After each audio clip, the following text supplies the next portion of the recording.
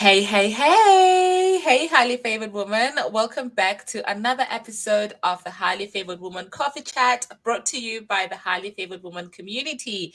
As always, my name is Life Coach Noni and I am your host. And today we have a special guest because we are getting into the summer series. Highly Favored Woman, you know, right? Schools are closing soon and it is going to be one of those 6 weeks that is going, we're dreading it right now, but it is going to be so quick, it will fly by, and you'll be thinking, God, where has summer gone?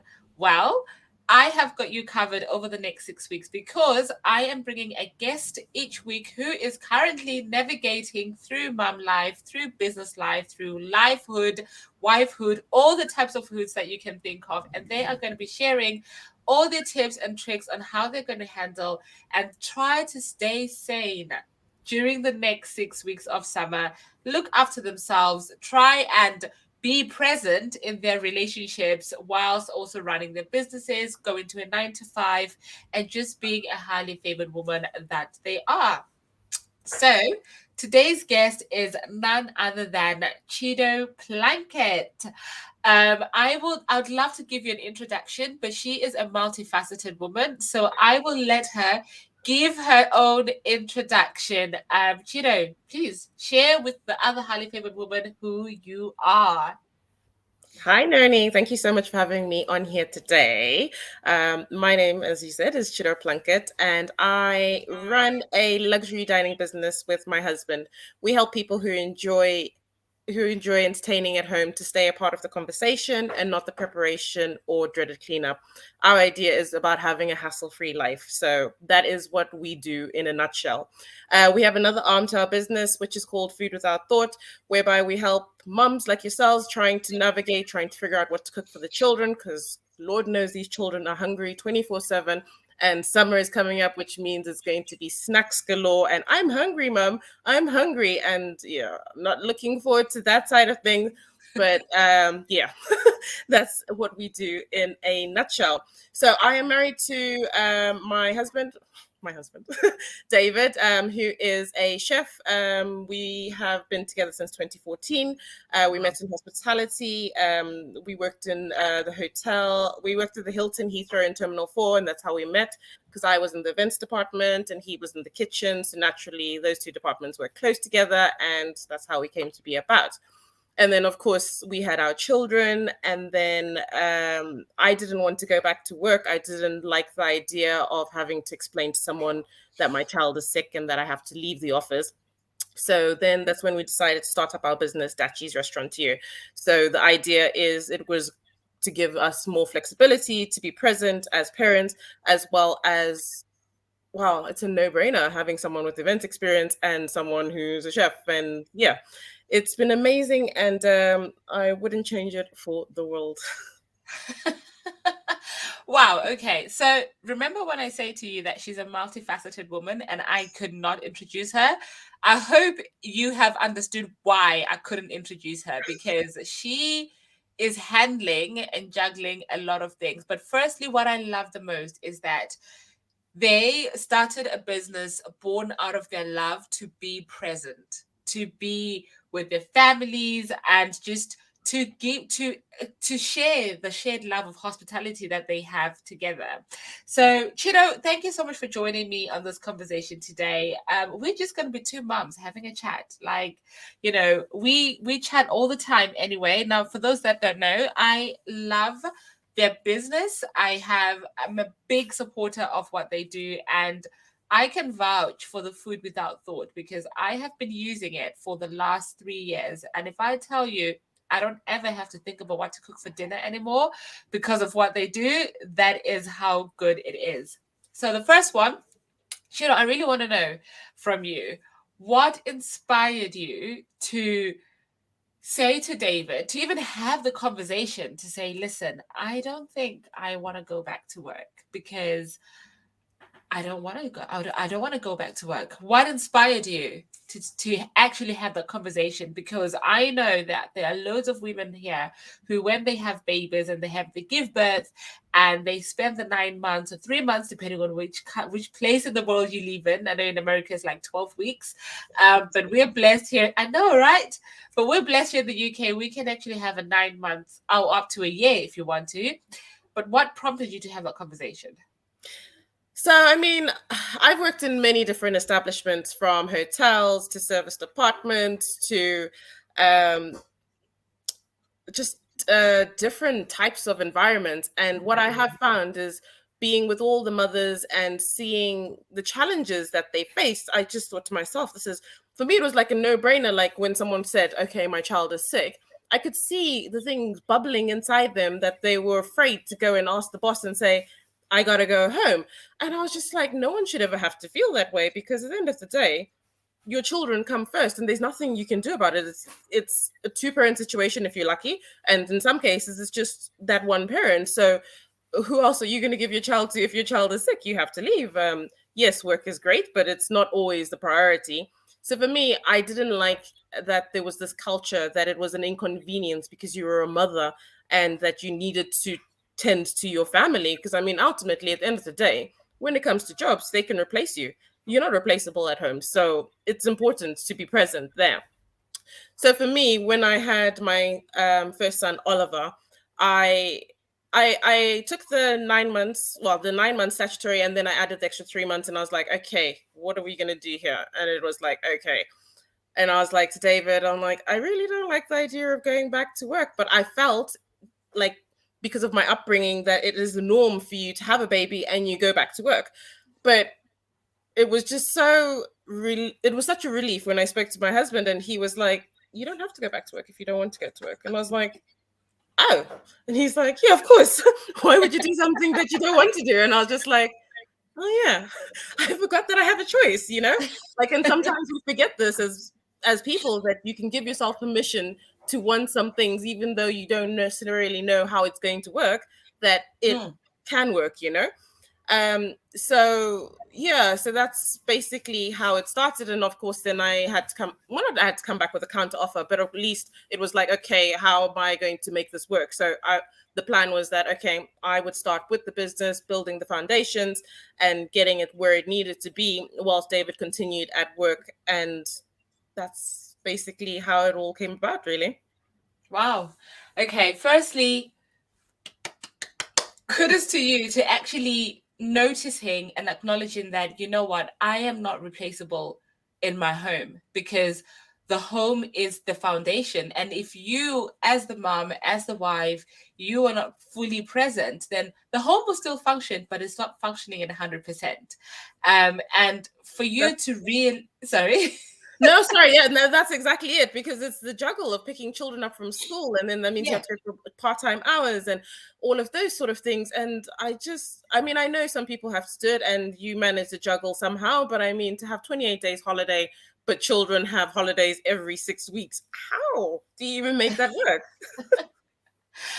It is a world of juggle, but like I said, strength to you to actually recognize that at such an early time, even before you go back to work. Because I know for some parents, I know for myself, I only recognized that when I went back to work after my first one, and I was like, whoa, what is this? Okay. I have to be fully present and deadlines, and then come home and be fully present. It was like two different people. I have to have so many different hats. And, it took a while for me to say, actually, I want more out of life. And I'm still working through that transition right now. I have not yet, fully hung the 9 to 5 hat, but it's in the process. It's in the way. So yeah, well done to you for doing that. And obviously well done to David, because he heard you. Not only did he see you, but he heard you. And so often, as highly favored women, we find that we can be seen but not heard. Yeah. And being heard is one of those important things, especially as a mom, because you're juggling so many things. And in the midst of juggling so many things, you're still having to look after yourself. So you yourself, when it comes to juggling it all, now you have two little ones, an amazing, amazing 3-year-old going on 16. Wow. And he's just amazing. Um, how do you find time to say, hold up, I need time for me. I need to take a break and refill my cup because 6 weeks is coming. And it's going to be go, go, go, go, go, go, go, go. At the moment that you get your time at school when they're away, you can try and refill your cup for an hour or two. But now they're in your space for the next 6 weeks. How do you handle that? Honestly, it's all about organization. I struggle when there's chaos. So it's about being organized. So I mean, David and I are fortunate enough to both work from home. So we have got our schedule in a way that it allows us to both spend time with the children at various times. So we juggle things so that, for example, we do shifts. Essentially, we have a rota. So during the school term times, we have, so David does the drop offs and I do the pickups. And then for 1 week, I will be the person who is doing the cooking and also then and then also putting the children to bed whilst David gives them a wash and then he will do the dishes. So there's 4 tasks essentially that happen in the middle of the day. And we basically rotate it between each other because there's nothing worse than when you're in the kitchen trying to cook and then the children are going crazy at you. So it's nice because David gets to spend time with them whilst I'm doing the cooking, and then vice versa the week before, and also with bedtime with cooking. And then you don't actually feel like you're always just doing the same thing. It's different time spent with the children. And when it comes to the school holidays, I mean, I can't say that it's always been perfect and that the plan always goes to plan because you know these people that wake up at 3 a.m. and they're standing Oh, beside you just yes. looking at you and you're just like horrified, like, oh my gosh, where did you come from kind of thing. Because of course broken sleep is just not the one. I mean, that's exactly what happened to us last night. But yeah, no, it's not the one. So for us, really, it's just trying to time block really and putting in sections for when we can do activities. So I mean, we do some playtime with the children, we'll go to the park. We have all of our meals already planned because honestly speaking, guys, I don't function well when my meals are not planned. I have to write down what my meals are so that when the time comes to prepare them, they are done. Yeah. Because you don't realize how much anxiety and how much stress it actually brings on you when you don't know. Because now you're like looking at the time and it's approaching lunchtime and you're like, oh my gosh, what am I going to make? And you're like, okay, I don't want to make the same that I made the last time. And then you're just like, they're stressing. You're like, oh, but do I have the ingredients? But of course, if you've already planned it and you've already bought all the groceries, you can just get on. And it's just one thing that's just done, you know? Mm-hmm. Mm-hmm. And I'm just such a great believer of just having the routine. So I just make sure that, so like I have my day that I change all the beds, I have my day that I do the washing, I have my day that I do the ironing. And I find having that structure helps the family as well, and also the children, because children crave from having that routine. Because this business of doing things on the fly works sometimes, but for the most part, it's a recipe for disaster. Honestly, it is a recipe for disaster. And I love that, you touched on three things. Essentially, you and David give each other different tasks to do, which is sharing, right? Which is literally saying to yourself, I know I can do everything, but I don't have to do everything. I Hmm. am going to share those tasks. And the second thing that you mentioned was obviously the cooking, that yes, there's some days that you do cooking and there's some days that you don't do cooking, but essentially you plan your meals way in advance. Yes. And for me, that is one of those things that I have discovered being a highly favored woman, is that you have to plan your life, like plan it like military life. Obviously, Mhm. you're not going to run it like that, but plan it in that way for all contingencies. And the fact that you have these roles already done does not mean that they are there's set in stone, because Exactly. life changes, anything changes. I think you mentioned before that your little one woke up at 3 last night, and clearly somebody had to stay in bed and get the full night's sleep, and somebody had to wake up and entertain this from 3 a.m. And that's the power of, I guess, juggling it all and having that partnership. Now, obviously you mentioned that you and David work together and you both work from home. How do you manage to navigate through that with the little ones? Um, so what we do is we allow each other time. So we do 2 hour blocks, and you actually completely remove yourself from the family environment and go into a different area or space for you to be able to do what needs to be done. And the other person is then responsible for looking after the children. Of course, when the weather's good, it's about taking the children to the park, and then that at least gives you that wholesome time and that real peace and quiet to get on with what you need to do, because it's easy for the lines to become blurred when you're working from home, because you're like, oh, let me put on a washing on, oh, okay, let me make some lunch, oh, okay, let me just tidy up this room quickly, and quickly time can go.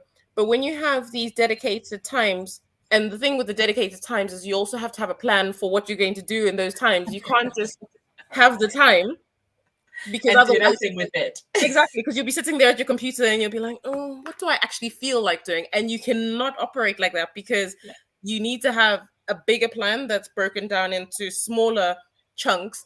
And then you need to know that, because you have that plan, that that task that you're doing is important because it serves the bigger plan. Yeah. And it'll also help you not feel so overwhelmed with just not knowing what to do. I mean, I've done it sometimes myself, where I have no plans for the week and I'm just like, okay, I've got these 2 hours, and I'm like, okay, what am I actually supposed to be doing? So it's important. I know I sound crazy with the whole planning, and I know people don't like the idea of planning, but I mean, the saying is there with good reason. Planning to fail is failing. Plan. Planning Yeah. Failing to plan is planning to fail, essentially. Yeah. So it has to work throughout your life. It can't just be planning with the kids and not planning everything else, you know. Yeah, yeah, true, true.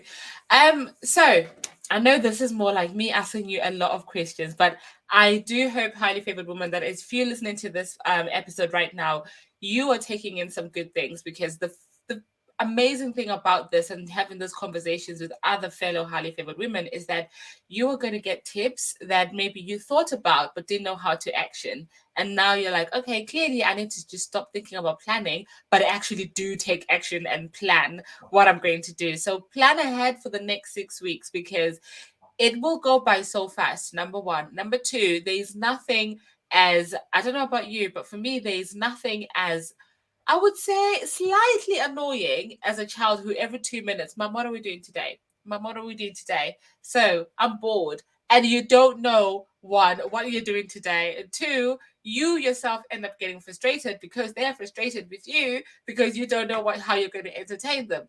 I'll give So you a tip on that one.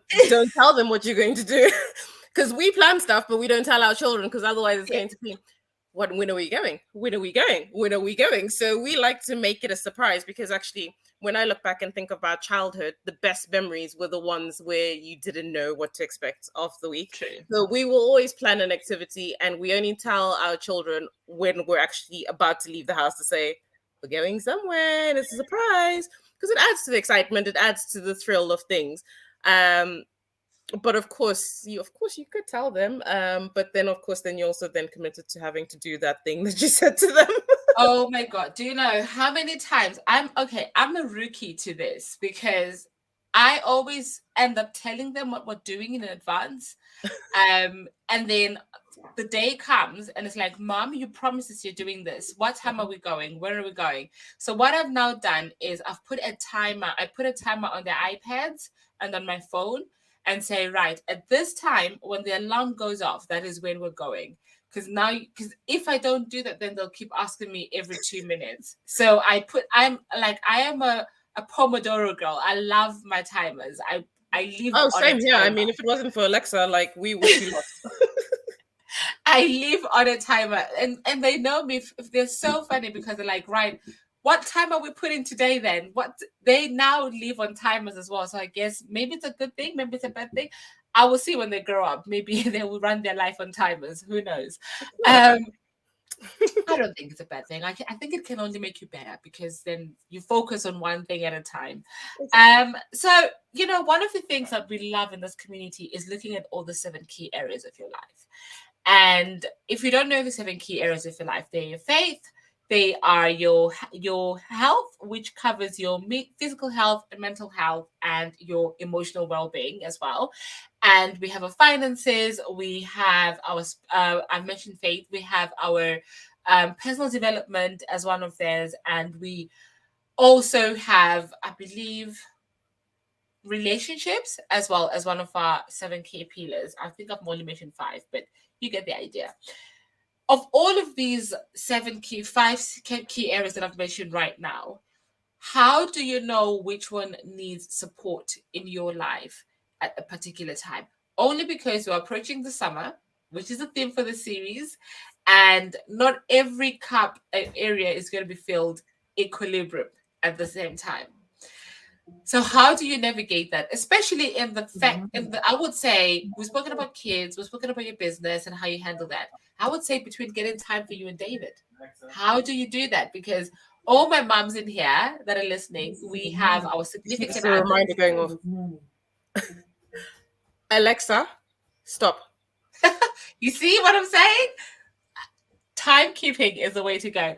But how do you handle that? Like, how do you carve out time in the business of everything to say, okay, David, this is you and me time? So we're currently doing something that we call alphabet dating. So it allows us to go out and spend quality time together. So we have got so the whole idea is you do what the letter is. So for example, A could be an aqua activity, it could be art, it could be the name of a restaurant that starts with an A, it could be aerospace, it could be architecture, it could be anything to do with A. I mean, acrobat, we could do anything, like anything. And the whole idea of doing it this way is because I mean, I feel like sometimes it gets a bit boring if you're just always constantly just going for meals the same all the Yeah. time. So we kind of alternate. So like A would be mine. So we actually went axe throwing. No, axe throwing was David. Sorry, A was axe throwing David. B was boating. We went on a boat trip. C, we did crafting. We went to a restaurant where they like did this mini session, paint session, and then we had the meal, which was nice.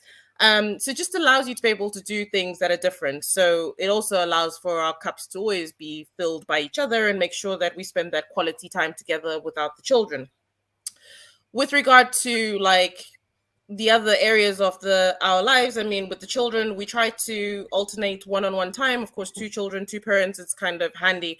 And obviously, when there's an age gap, it becomes challenging to be able to do certain tasks together. Like, so for example, Oliver is a child who enjoys doing puzzles and doing things like playing board games and that sort of thing, which of course you can't play with a 2.5-year-old who is just on a whole different vibe. He's all about stealth and running, and so for him, he's better suited to going to soft play or doing Yeah. something more active. So we try to split things like that with the children according to their personalities and according to their time. Of course, we do family activities together, which of course are lovely. So, I mean, if you're a Berkshire person, Wellington Country Park is a wonderful place to enjoy with the children. It has basically anything and everything that you could need. I mean, bouncy pillows, the farm, and there's sand pits. You can feed the ducks. You can have picnic, splash pads. The possibilities are endless in there. It's amazing. Really, really good. And then with regards to the housework, I have a set day that I do my ironing. I always do my ironing on a Wednesday morning, thrash it out for the hour, and know that it is done. With regards to the house, I used to have a set day that I used to clean the whole entire house. But I realized that's not always possible because obviously with the nature of our business, we find ourselves working on weekends, which isn't always ideal. Because of course you normally clean your house. I mean, traditionally you clean your house on a Sunday, right? I clean on a Saturday mornings. I used to clean during the week, but I don't have time. So Saturday mornings is my cleaning time, between 8 and 10:30 or 11 o'clock. But yeah. Okay, that's interesting. Yeah, no, so what I do is I kind of clean as I go.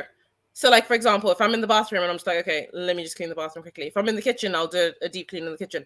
And I just kind of do it as I go along. And part of David and I's tasks of how we manage. So when the person is putting the children to bed, that other person is cleaning the kitchen and also then sorting out the lounge. So that will be vacuuming the lounge, taking all the kids' toys out and all of the stuff. So as long as you keep it topped up, it's never a big job, if that makes Yeah. sense. Yeah. I'd probably say the biggest job is the ironing, because of course, as we all know, we do the ironing and we're like, yay! And then you're like, oh, I have to pack it away. And then you're just like, oh my gosh, I need to actually repack. I need to fold what's already in the drawers to then Mhm. put stuff away. And you're just like, oh, seriously? Yeah. Yeah. Yeah. Yeah. Yeah. I think ironing is the bane of my life, and yet I do it religiously every week. Um, but if I could, I would give it away to somebody. But I'm also one of those people like, can you really iron the way that I iron? So yeah. I mean, for me, I like ironing. I find it I find it soothing. I love the achievement after it's done, you know. You know, you've got a full washing basket and you've ironed and you finished and you're like, ha, I did it next. And then I also use that time to listen to my audiobooks and have my quiet times. It depends. Sometimes I'm just quiet and I'm present in the moment and just trying to navigate how I'm feeling and see if there's any worries and that sort of stuff. But then other times I'm listening to my audiobooks and feeling inspired by people who are showing us how we can live better lives. Mm. And for me, that time is invaluable. And I weirdly enough call it my me time, which I know sounds really strange, but I I take I take the joy where I can. So for Yeah. me, that's a little joy when I'm cooking and I know I can peacefully cook without someone at my tugging at my legs.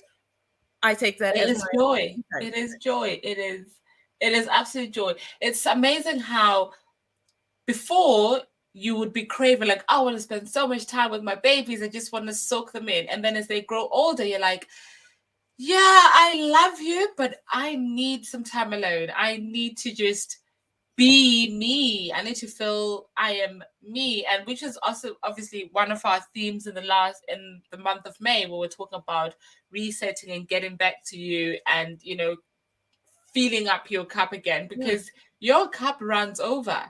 And if it runs over and it can run empty, then if you are not filling it up with what fills you up, you are just going to be a walking, Disaster. I would say, zombie of a mom.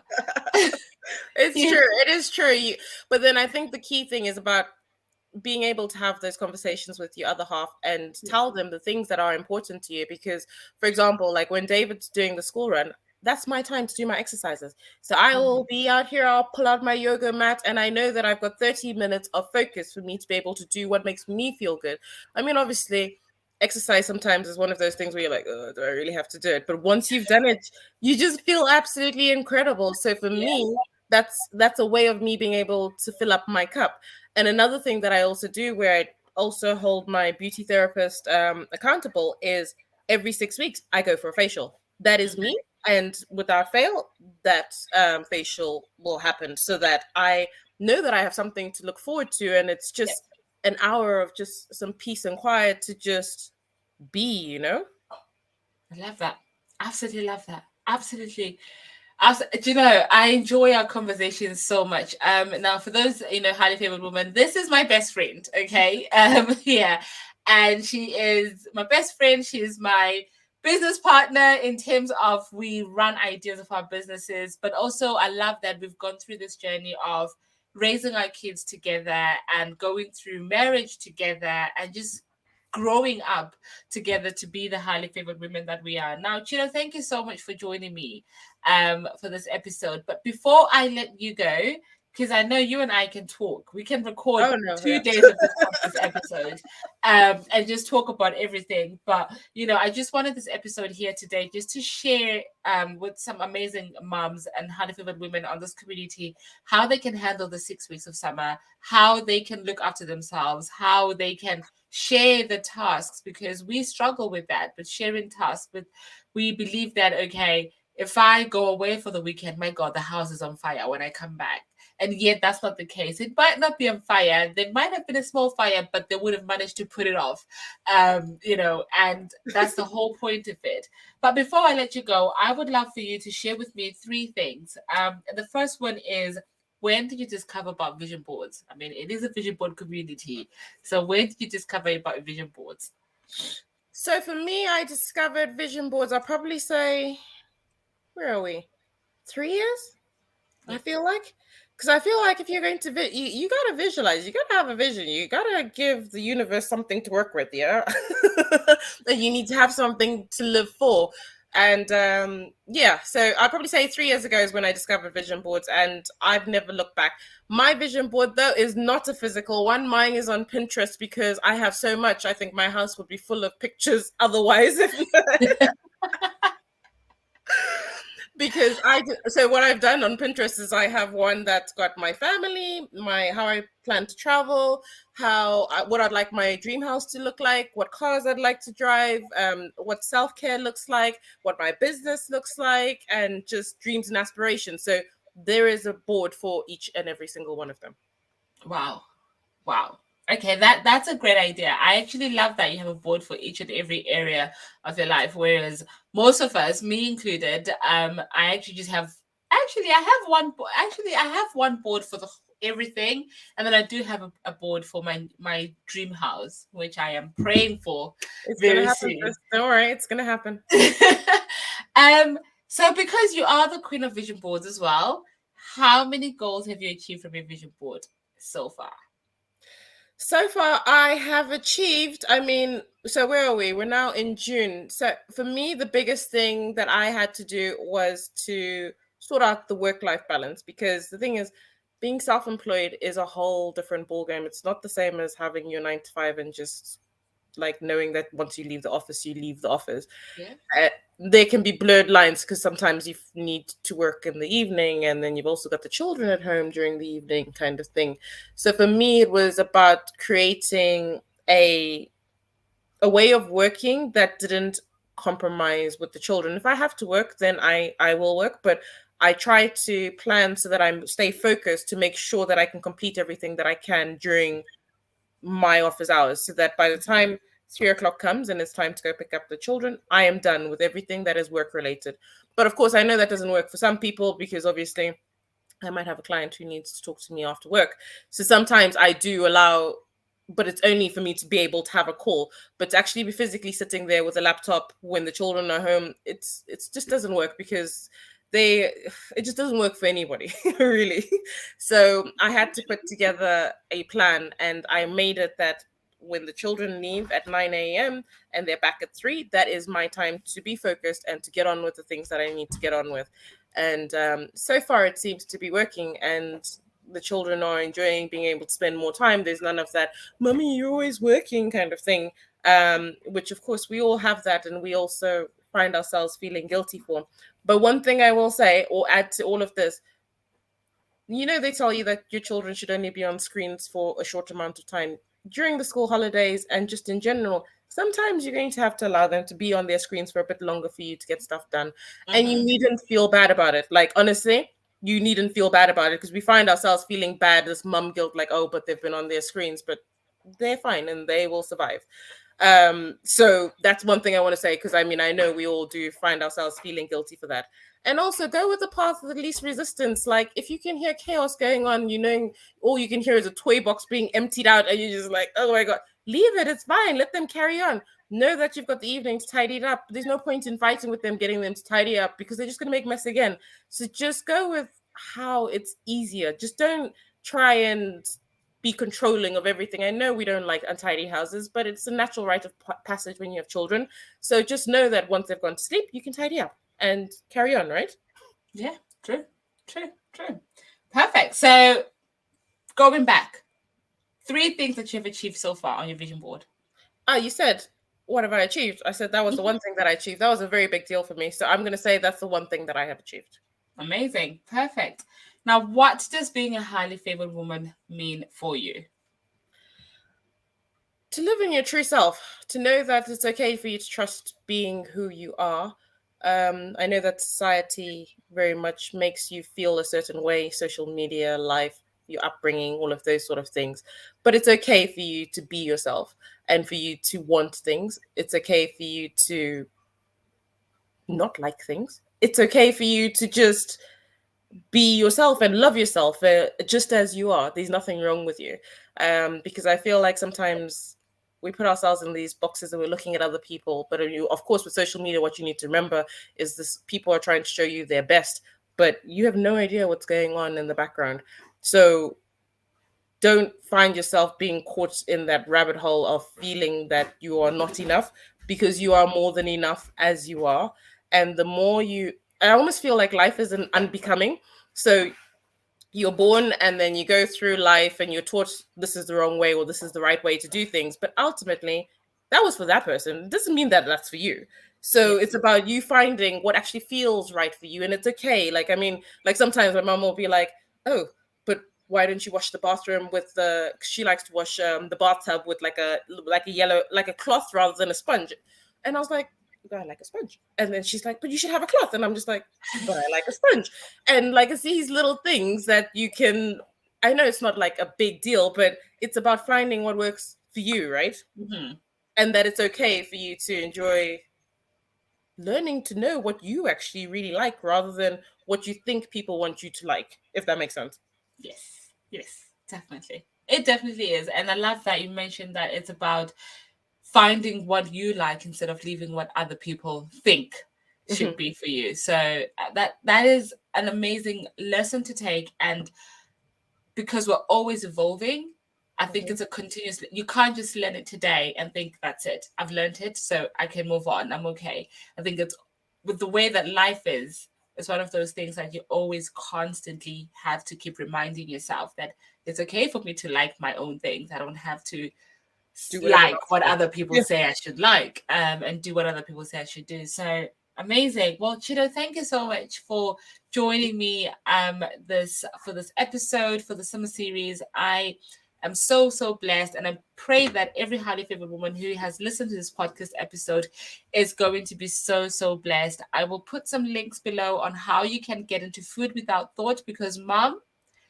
you need it for the next 6 weeks. You absolutely need food without thought. There is no way you will survive 6 weeks of summer and trying to be creative of how to cook food and also save money, because there's only so much you can spend on takeaway, and keep Sister. those little people happy with different variations. I have my few favorites, and but I will let you decide which one is your favorite, and I will leave the links down below on how you can get hold of Cheeto if you want a nice luxury evening for you, your partner, and your family, for their exclusive intimate dining experience. And Cheeto, as always, stay blessed, and I will speak to you soon. Thank you so much for having me, guys. And thank you so much, Noni. Thank you. Take care. Bye.